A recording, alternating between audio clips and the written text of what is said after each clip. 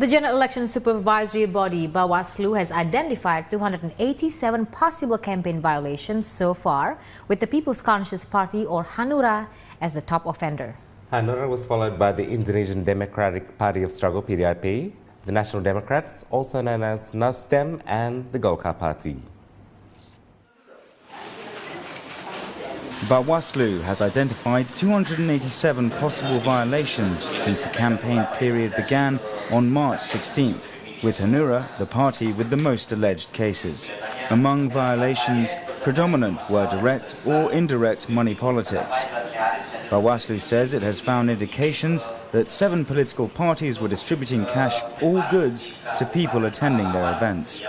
It cited PDIP, Golkar, Nasdem, the National Awakening Party PKB, the Prosperous Justice Party PKS, and the Great Indonesia Movement Party Gerindra, along with Hanura.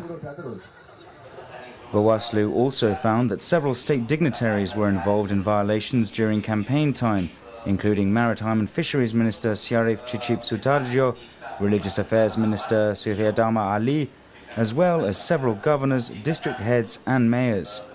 These officials, Bawaslu said, were campaigning during working hours and without leave permits. The supervisory body said administrative sanctions will be meted out to the political parties involved, but they will await the result of investigations by the General Elections Commission, KPU, based on its recommendations. Democratic Party campaigner Sultan Batugana was caught on camera distributing cash during a campaign in Medan, North Sumatra. Also in Medan, Wiranto and Hari Tanasadibyo, respectively presidential and vice presidential candidates for Hanura, gave away working capital of 500,000 rupiah to women, ostensibly for them to start up businesses. Participants in a Democratic Party event in Cirebon, West Java, who were mostly women and children, jostled to get money thrown from the stage by party campaigners.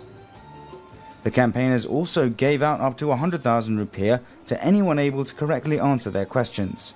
Campaign rallies in many regions often also featured erotic dangdut singers, even though children and minors were clearly in attendance. It is hoped that the Bawaslu findings can be followed up on. Otherwise, its authority will be undermined. If that becomes the case, it may realize fears that political parties and their legislative candidates will face no real consequence for violating regulations.